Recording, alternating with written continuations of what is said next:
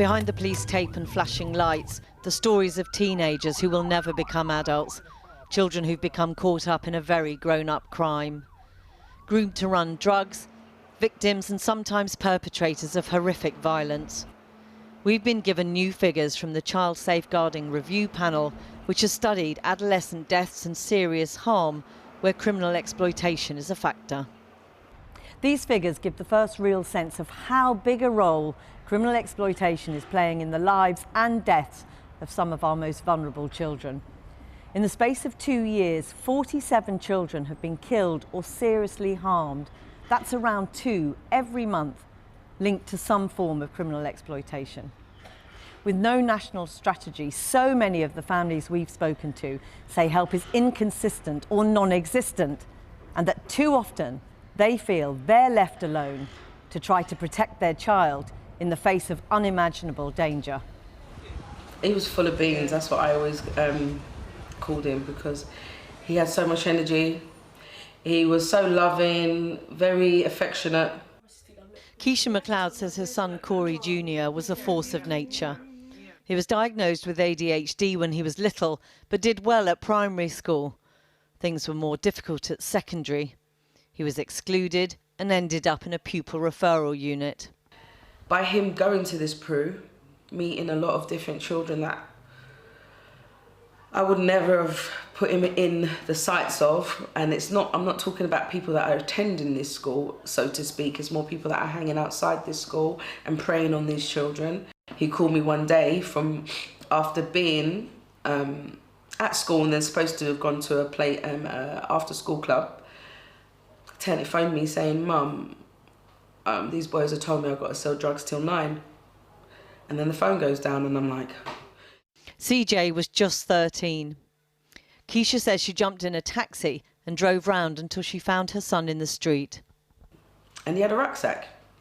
The rucksack was very light, so when he opened it, he had a bag full of rocks, and it was about £600 worth of crack and heroin. But you realise at that point that the stakes are high? 100%.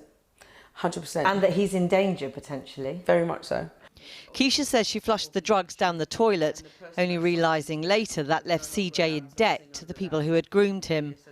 After he went missing for a week, police and social services got involved. I'm thinking, you're coming into my life to help me with this situation. But unfortunately, there wasn't much help from social services due to the fact that their turnover was so big. We had one for 6 weeks, then we had another for a month, and I'm having to write emails to different ones, and the information is not being passed on to the next. But was anyone hearing it? Apparently not, because we're here. But at the time, I was hoping that somebody would hear me. I didn't know that it was falling on deaf ears, or really and truly that it wasn't being dealt with the urgency that need be. By the time CJ turns 14, there are more than a dozen agencies involved in his life. He doesn't make it to 15. On the 4th of September 2017, Keisha gets a call to say he's been shot. By the time she gets to the hospital, it soon becomes clear he will not survive. And then I remember them saying that they had to cut his head open and to see if they could remove the pellets, and that he would be about a 6-hour operation. But they were back within an hour and a half. So that made me kind of know that things hadn't gone according to plan. And I just remember my head was on his chest.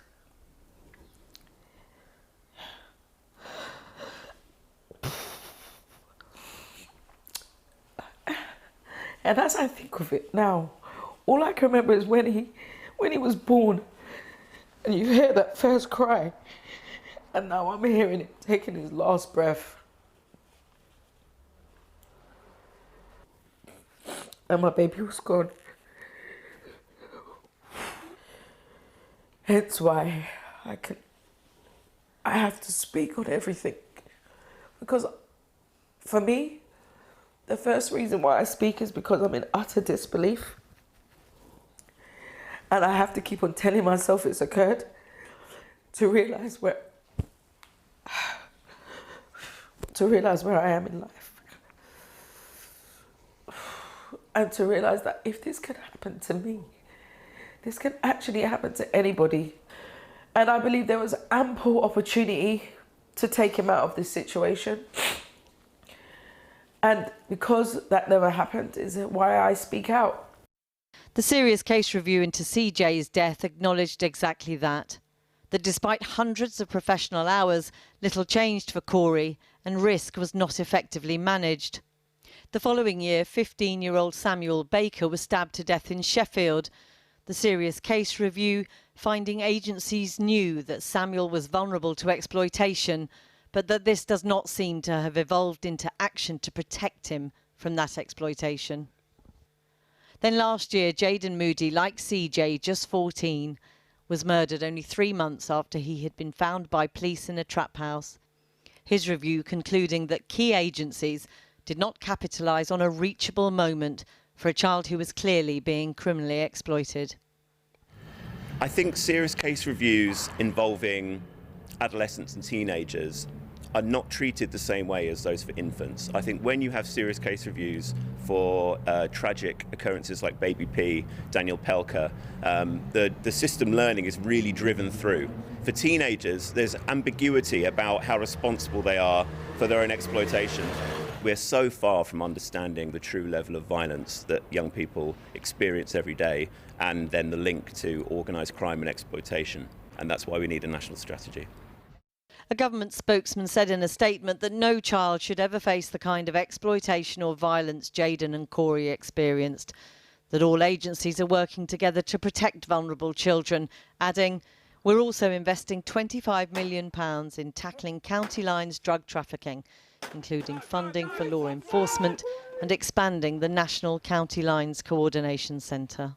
Right now in a day and age that everybody's doing notes and writing, but we're not doing nothing. Hence the reason why I am going to force people to do something about this now.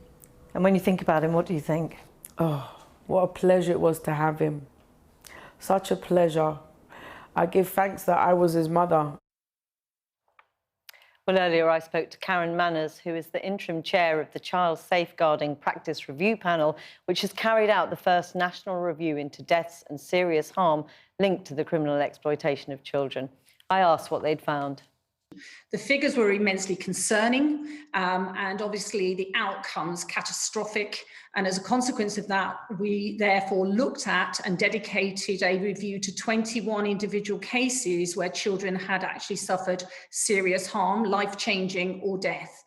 The key findings were that actually some of the stereotypes that we thought or have hitherto thought were there didn't stand water. So most of these children were bright, articulate, able, to stand their own in terms of how they communicated with people and how they interacted with agencies. Most of them were not known to the key safeguarding agencies.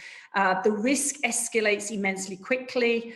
And what we were seeing as a pattern was that practitioners were dedicating resource into these children, but probably not in a consistent, cohesive way that actually understood the true risks the children were facing. I mean, that is a huge problem because we see again and again children and young people where the risk is known, but yet all the agencies around them don't do enough or respond properly to protect them.